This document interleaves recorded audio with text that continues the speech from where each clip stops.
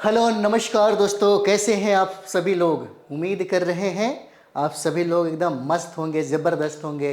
पढ़ाई लिखाई एकदम ज़ोर शोर से चल रहा होगा क्योंकि आपके सामने बहुत सारा एग्ज़ाम है ना। आज हम लोग पढ़ेंगे इसी एग्ज़ाम के सिलसिले में। आज हम लोग जनगणना 2011 पढ़ेंगे। और ये जनगणना बिहार शिक्षक भर्ती के लिए ही इम्पोर्टेंट नहीं है, बल्कि जो लोग बिहार पुलिस का तैयारी कर रहे हैं, जो लोग बिहार दारोगा का तैयारी कर रहे हैं और जो लोग 71 बीपीएससी की तैयारी कर रहे हैं, उनके लिए भी यह सेशन बहुत इंपॉर्टेंट हो जाता है। बिहार शिक्षक भर्ती के लिए इम्पोर्टेंट क्या है जो हम लोग यहाँ पर बात करेंगे, है ना। तो चलिए जनगणना 2011 को देखा जाए। जनगणना 2011 में क्या क्या इम्पोर्टेंट रहेगा इसको एक बार रिवाइज के तौर पे हम लोग देखते हैं। एकदम समग्र रूप से एकदम कंप्लीट जनगणना है। 10 मिनट के अंदर में हम समाप्त करेंगे इसको। चलिए यहाँ पर देखते हैं। कहते हैं कि भारत में पहली जनगणना की शुरुआत 1872 में हुआ है। पहली जनगणना का शुरुआत 1872 में लॉर्ड मेयो के समय में प्रारंभ किया गया था।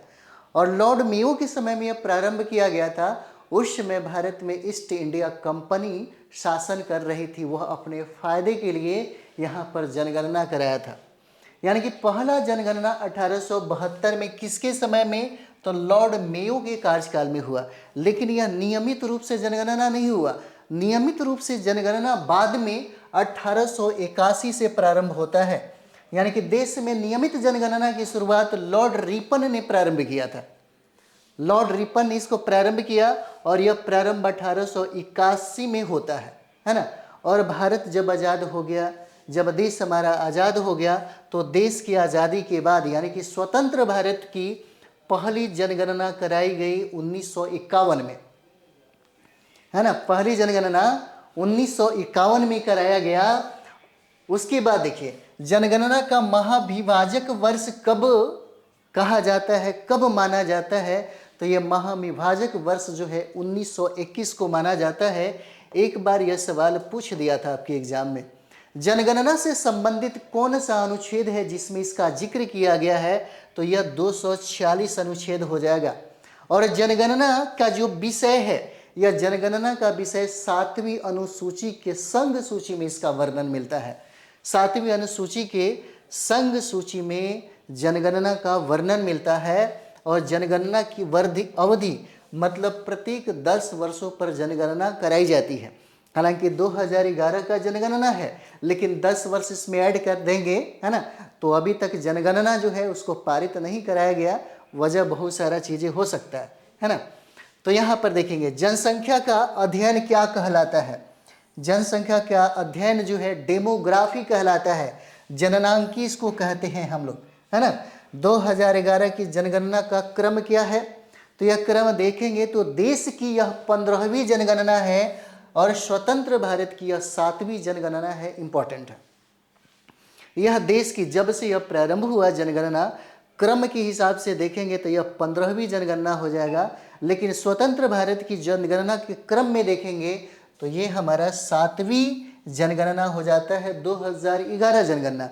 इस 2011 जनगणना का आदर्श वाक्य क्या है, आदर्श वाक्य क्या है 2011 जनगणना का, तो 2011 जनगणना का आदर्श वाक्य है हमारी जनगणना हमारा भविष्य। और इसमें जब जनगणना लिया जा रहा था, इसमें विषयों की संख्या 29 है। इसमें विषयों की संख्या कितना है, 29, है ना। 29 विषय है। 29 विषय से हो सकता है कि आपको कुछ याद आ रहा हो।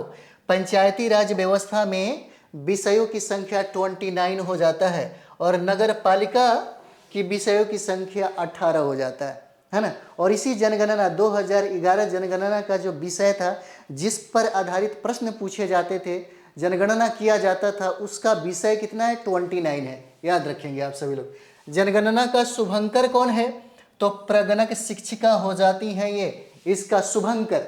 और प्रथम जनगणना जब हुआ था उस समय जनगणना आयुक्त कौन थे, तो डब्लू, है ना, प्लाडेन हो जाते हैं, डब्लू प्लाडेन। जब हमारा देश आजाद हुआ उस समय यानी कि स्वतंत्र भारत के प्रथम जनगणना आयुक्त कौन बने, स्वतंत्र भारत के प्रथम जनगणना आयुक्त जब 1951 में जनगणना करवाया गया था, है ना, तो RA गोपाला स्वामी हो जाते हैं। और ये 1949 से लेकर के 1953 तक ये है ना जनगणना आयुक्त रहते हैं। 2011 के जनगणना आयुक्त सी चंद्रमौली है, इंपॉर्टेंट है, अभी वे भी आई है। भारत में पहली बार जातीय जनगणना 1931 में कराया गया, जातीय आधारित जनगणना 1931 में, और इस समय ईस्ट इंडिया कंपनी का शासन था। अभी वर्तमान में यानी कि विश्व जनगणना दिवस कब मनाई जाती है, तो यह विश्व जनगणना दिवस 11 जुलाई को मनाया जाता है। वर्तमान में 2011 जनगणना की बात अगर हम लोग करें तो पूरी दुनिया में सबसे ज़्यादा जनसंख्या वाला देश चीन हो जाएगा, दूसरा कंट्री भारत है। लेकिन वर्तमान में 2022, 2024, 25 की जनगणना की अगर हम लोग बात करें तो पूरी दुनिया में सर्वाधिक आबादी वाला कंट्री भारत है और दूसरा स्थान चाइना का है। तो यहाँ पर कुल जनसंख्या 2011 जनगणना के अनुसार अगर हम लोग देखेंगे तो 121 करोड़ पॉइंट है ना 08 करोड़ की आबादी है। यहाँ पर 121 करोड़ की आबादी वाला देश है 2011 जनगणना के अनुसार। अगर हम लोग पूरे विश्व में यानी कि भारत में विश्व जनसंख्या का कितना प्रतिशत निवास करता है तो 17.5% हो जाएगा। 17.5% जन जो आबादी है भारत में निवास करती है, जिसमें पुरुष जनसंख्या कितना है तो 51.47% है और महिला आबादी भारत में 48.53% हो जाता है। भारत में यानी कि 2001 से लेकर के 2011 के बीच में जो जनसंख्या वृद्धि हुआ उसी को हम लोग दशकीय वृद्धि बोलते हैं, दशकीय जनसंख्या वृद्धि, और भारत में दशकीय वृद्धि जो है 17.7% का हुआ है। 17.7% का हुआ है। भारत में कुल साक्षरता 74.04%, कभी कभी 73 भी लिखता है, 74.04%, जिससे महिला साक्षरता 80.9% है पुरुष साक्षरता, और महिला साक्षरता 64.6% हो जाता है। नेक्स्ट हम लोग यहाँ पर देखेंगे लिंगानुपात। भारत में 2011 जनगणना के अनुसार लिंगानुपात 943 हो जाएगा। मतलब 1000 पुरुषों पर महिलाओं की संख्या कितना है तो भारत में 1000 पुरुषों पर महिलाओं की संख्या 943 हो जाता है यहाँ पर, है ना। यानी कि भारत में सर्वाधिक लिंगानुपात वाला अगर राज्य की बात किया जाए तो केरल हो जाएगा, और सबसे न्यूनतम लिंगानुपात वाला जो राज्य है वह हरियाणा हो जाता है। हरियाणा में लड़कियों की आबादी बहुत कम है और केरल में लड़कियों की आबादी लड़कों की अपेक्षा बहुत ज़्यादा है। जनसंख्या घनत्व तो भारत का 2011 जनगणना के अनुसार 382 व्यक्ति प्रति वर्ग किलोमीटर हो जाएगा। लेकिन पूरे राज्यों में अगर हम लोग बात करें जनसंख्या घनत्व की तो जनसंख्या घनत्व सबसे ज़्यादा बिहार का हो जाएगा, 1106 व्यक्ति प्रति वर्ग किलोमीटर हो जाएगा बिहार की। अगर पूरे भारत में राज्यों की अगर हम लोग बात करें तो राज्यों में सबसे ज़्यादा जनसंख्या घनत्व बिहार का है। बिहार का सर्वाधिक जनसंख्या घनत्व है, राज्यों में शीर्ष पर है यह। लेकिन राज्य और केंद्र शासित प्रदेशों की अगर हम लोग बात करें तो राज्य और केंद्र शासित प्रदेशों के दृष्टिकोण से जनसंख्या घनत्व में बिहार का स्थान 6ठा हो जाता है। ठीक है, सर्वाधिक लिंगानुपात वाला राज्य केरल हो जाएगा और केरल का लिंगानुपात है 1084, है ना, 1084 हो जाएगा। और न्यूनतम लिंगानुपात वाला जो राज्य है वह हरियाणा हो जाएगा। जैसे बिहार की हम लोग बात करें तो बिहार में सर्वाधिक लिंगानुपात वाला डिस्ट्रिक्ट कौन है तो सर्वाधिक लिंगानुपात वाला डिस्ट्रिक्ट गोपालगंज है। गोपालगंज के बाद सिवान, उसके बाद सारण का स्थान आता है ना। और यहाँ पर देखेंगे सर्वाधिक केंद्र शासित प्रदेश, है ना, कौन ऐसा केंद्र शासित प्रदेश है जहाँ पर सर्वाधिक लिंगानुपात पाए जाते हैं तो यह पुडुचेरी हो जाएगा, पुडुचेरी। और सबसे न्यूनतम लिंगानुपात वाला केंद्र शासित प्रदेश कौन हो जाएगा, दमन दीव, है ना, दमन दीव, दादर नागर हवेली हो जाएगा। और सर्वाधिक जनसंख्या घनत्व किसका तो सर्वाधिक जनसंख्या घनत्व आपका बिहार हो जाता है ना, बिहार हो जाता है 1106। और न्यूनतम जनसंख्या घनत्व वाला राज्य अरुणाचल प्रदेश कितना है, 17 है, 17। और सर्वाधिक केंद्र शासित जहाँ पर जनसंख्या घनत्व सबसे ज़्यादा है वह दिल्ली हो जाएगा। भारत का कौन ऐसा केंद्र शासित प्रदेश है जहाँ पर सर्वाधिक जनसंख्या घनत्व पाया जाता है तो ये हो जाएगा आपका दिल्ली हो जाता है ना। नेक्स्ट देखेंगे, यानी कि न्यूनतम केंद्र शासित प्रदेश जनसंख्या घनत्व वाला, है ना, केंद्र शासित प्रदेश कौन है तो ये अंडमान निकोबार द्वीप हो जाएगा। सर्वाधिक जनसंख्या वाला राज्य कौन है तो सर्वाधिक जनसंख्या वाला राज्य उत्तर प्रदेश हो जाएगा, और उत्तर प्रदेश के बाद दूसरा स्थान महाराष्ट्र का है और तीसरा स्थान बिहार का हो जाएगा। यानी कि जनसंख्या दृष्टिकोण से अगर देखा जाए तो बिहार जनसंख्या के दृष्टिकोण से तीसरा राज्य है। न्यूनतम जनसंख्या वाला राज्य कौन है? तो न्यूनतम जनसंख्या वाला राज्य है सिक्किम।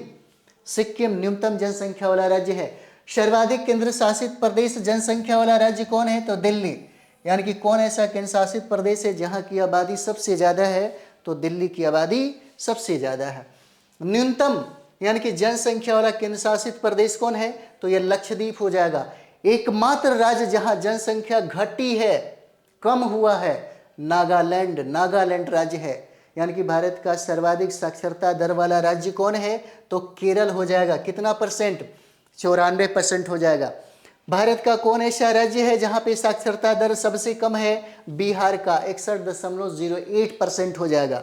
और न्यूनतम महिला साक्षरता बिहार का है 51.5%, है ना। हालांकि अगर देखा जाए तो महिला साक्षरताओं में सबसे कम साक्षरता राजस्थान की महिलाओं का है ना। और सर्वाधिक केंद्र शासित प्रदेश कौन है जहां पे साक्षरता दर सबसे ज़्यादा है? तो यह लक्षद्वीप हो जाएगा, लक्षद्वीप। और न्यूनतम साक्षरता दर वाला केंद्र शासित प्रदेश कौन है? तो दादर नागर हवेली है। अगर पूछे कि भारत का सबसे बड़ा जिला कौन है?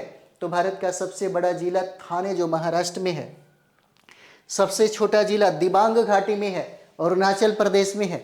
अधिक जिलों वाला राज्य कौन है? भारत का कौन ऐसा राज्य है जहां पर सबसे ज़्यादा जिलों की संख्या है? तो ये आपका उत्तर प्रदेश हो जाता है। इतना जो फैक्ट है बहुत इंपॉर्टेंट है, आपके बिहार शिक्षक भर्ती के लिए बहुत ही इंपॉर्टेंट होता है। तो चलिए हम लोग मिलते हैं नेक्स्ट वीडियो में। थैंक यू वेरी मच आप सभी लोगों को।